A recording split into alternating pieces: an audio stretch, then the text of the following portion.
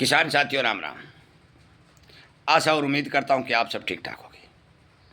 साथियों, हम चर्चा करने जा रहे हैं ग्वार की अच्छी किस्मों के ऊपर, क्योंकि काफ़ी किसानों के फ़ोन आ रहे हैं कि ग्वार की अच्छी किस्मों के बारे में जानकारी दीजिए।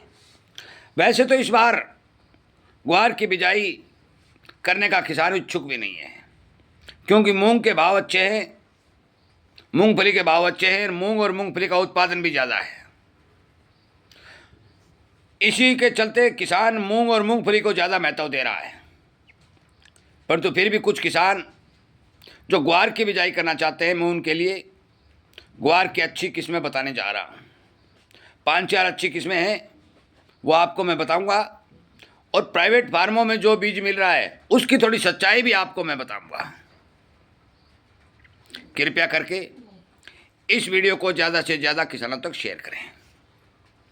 मूंगफली की टॉप किस्म के बारे में मैं वीडियो दे चुका हूँ, मूंग की टॉप किस्म के बारे में वीडियो आ चुका है, नरमा की टॉप किस्मों के बारे में आपको ज़्यादा बताने की जरूरत नहीं है, परंतु कौन सी धरती में कौन सा नरमा बुआई करना चाहिए ये वीडियो बाकी है।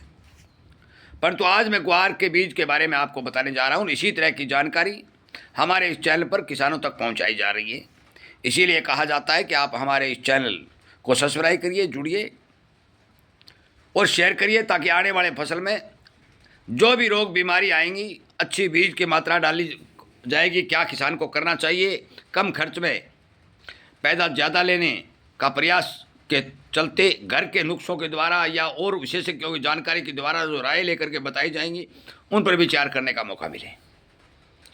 साथियों, ग्वार की वैरायटियाँ विशेषकर हरियाणा और राजस्थान 2 राज्यों में मिलती हैं।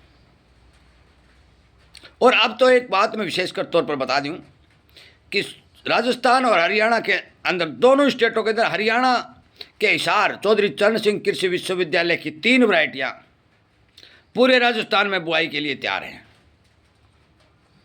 वैसे तो प्राइवेट फार्म वाले अनेक नामों से बीज बेच रहे हैं। ये पहले तो मैं ये बता दूं कि बीज आता कहाँ है।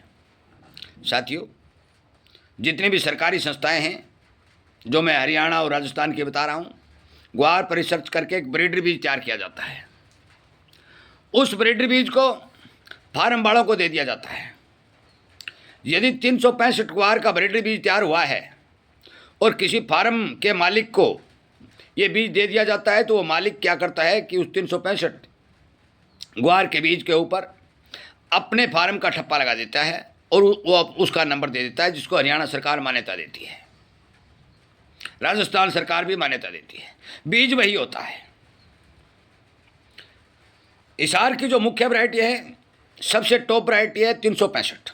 पत्ता थोड़ा बड़ा होता है, हाइट आपकी ज़मीन और नमी के हिसाब से होती है, और पहले तो प्रोडक्शन इसकी 6 कुंटल प्रति एकड़ तक थी, जो हरियाणा का एकड़ है।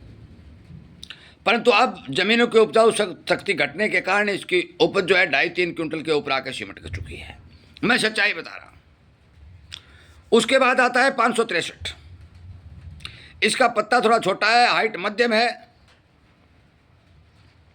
और ये लगभग 365 जो वैरायटी है उसी के बराबर पैदावार देने का काम करता है। और उसके बाद आता है 20-20, जिसको 20-2 बोलते हैं या 20-2 बोलते हैं। साथियों, ये वैरायटी इन दोनों ही वैरायटियों से थोड़ी अलग पैदावार देने में कामयाबी हासिल करती है और इनसे थोड़ी ज़्यादा पैदावार देती है। इसमें फुटाव भी अच्छा है, पैदावार भी ठीक देती है, पत्ता थोड़ा बड़ा है। मैं आपकी जानकारी के लिए बता दूं कि आप ये कहेंगे ताऊ जी हमने 365 लगाया, हमने 563 लगाया, हमने 20-20 लगाया, ये तो भाई थोड़ा गया। भाई साथियों, ग्वार ज़्यादा नहीं होता। वो समय निकल गया जब आपकी ज़मीनें अच्छी थी, उपजाऊ शक्ति बहुत ज़्यादा थी, कार्बन की मात्रा ज़मीन में काफ़ी थी, और ग्वार की फसल को ट्यूबवेल का पानी तो मान के चलो लगना ही नहीं चाहिए। जहाँ ट्यूबवेलों का पानी लगता है वहाँ ग्वार का प्रोडक्शन नहीं होता, ये बात नोट कर लें। आप मूंगफली बीज सकते हो, मूंग बीज सकते हो, मूंग भी ट्यूबवेल का पानी को थोड़ा बहुत सहन कर लेता है, ग्वार नहीं करता है। ग्वार और चना ये तो करते ही नहीं। दलहन जो मैं बता रहा हूँ, दलहन के अंदर ग्वार और चना तो 1% भी नहीं करते, बाकी मूंग वगैरह थोड़ा बहुत जब बढ़िया पानी है तो उसको सहन कर लेते हैं। इसलिए पैदावार घटने का सबसे बड़ा मुख्य कारण है कि ट्यूबवेलों के पानी का आविष्कार होना, जमीनों की उपजाऊ शक्ति घटना। इसके बाद आता है एक ताड़ा जो हम ग्वारी बोलते हैं, उसका नंबर होता है 1066। ये बिना फुटाव वाली वैरायटी है और ये काफ़ी किसान बोते भी हैं। अच्छी ज़मीनें होती हैं वहाँ पैदावार इसकी अच्छी होती है, जिसको ग्वारी बोलते हैं।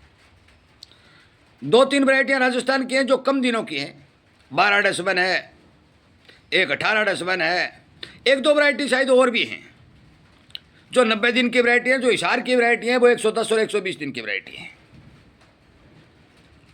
परंतु पैदावार देने में 90 दिन वालों वैरायटियों से मौके के ऊपर जो देखा गया है, आज तक जो रुझान मिला है, उसमें हिसार की वैरायटियाँ अच्छी वैरायटियाँ हैं। पूरे राजस्थान में हिसार की वैरायटियाँ चल रही हैं, हरियाणा में भी चल रही हैं। पैदावार भले ही ज़मीन के कई कारण होने के कारण कम आती हो, परंतु वैरायटियाँ ये चल रही हैं। ग्वार में विशेषकर जड़ गलन रोग की समस्या दिनों दिन बढ़ती जा रही है। आगे जो पीला पत्ता होने की समस्या है वो भी बढ़ती जा रही है। मैंने इन दोनों ही बीमारियों की रोकथाम के लिए 2 उपाय बता रखे हैं। काफ़ी समय वीडियो बनाते हुए हो चुका हूँ, अनेक किसानों को बता भी चुका हूँ।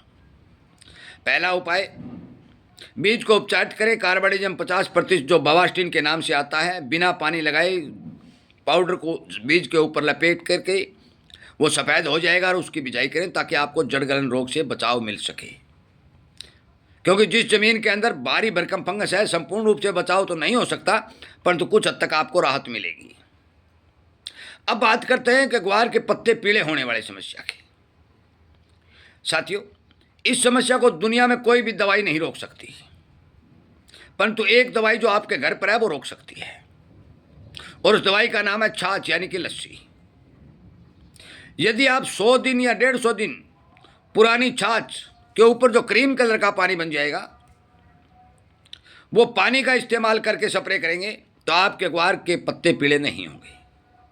मैं मूंगफली में भी मूंग के किसानों को भी, मोठ के किसानों को भी ये बात बता चुका हूँ कि जो पीला मोचक रोग जो आता है, जो एक वायरस के द्वारा फैलता है, और ये वायरस को रोकने वाली कोई भी दुनिया में ऐसी दवाई नहीं बनी है।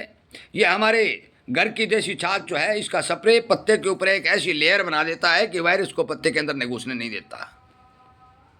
और यदि वायरस पत्ते के अंदर घुसेगा नहीं तो पत्ते की कोशिकाएं प्रभावित नहीं होंगी और अपना भोजन बनाती रहेंगी। पत्ता हरा रहेगा, पीला नहीं रहेगा। मैं आपकी जानकारी के लिए बता दूं, जो भी किसान ग्वार की बिजाई करना चाहते हैं वो सरकारी बीज बिक्री केंद्र पर बीज उपलब्ध है, कहीं से भी जाकर ले सकते हैं। बीज उपचारित करके ही ग्वार की बिजाई करें। आगे आने वाले समय में जो भी पीलापन को रोकने का मैं उपाय बता रहा हूँ, ये या फिर तेला चेपा की बीमारी हो, ये या फिर ग्वार की फलियों में जो लट देखने को मिल रही है, वो अनेक तरह के जो ग्वार में रोग आने शुरू हो चुके हैं और पैदावार जो लगातार घटती आ रही है, उसके उपाय और रोकथाम और कम खर्चे के अंदर सफल प्रयोग बताने का काम वीडियो के माध्यम से करूंगा। मैं सभी किसानों को यह बता देना चाहता हूं कि इस बार मूंग और मूंगफली की बिजाई प्लस होने के संपूर्ण रूप से समाचार और अनुमान दिखाई दे रहे हैं। मूंग और मूंगफली दोनों ही के बारे में मैंने अच्छी किस्म का वीडियो बना करके अपलोड कर दिया है। जो जानकारी मेरे पास आई थी वो किसानों तक पहुंचा दी गई है। इसी क्रम में आज ग्वार के ऊपर भी किसानों को जानकारी दे दी गई है। एक वीडियो में नरमा कौन सी धरती में कौन सा बुआई करने में फ़ायदा होगा, ये वीडियो बना करके आप तक और अपलोड कर दूँगा। आगे आने वाले समय में बीमारियां रोकने की भी जानकारी वीडियो के माध्यम से आप तक पहुंचती रहेंगी, आपको मिलती रहेंगी।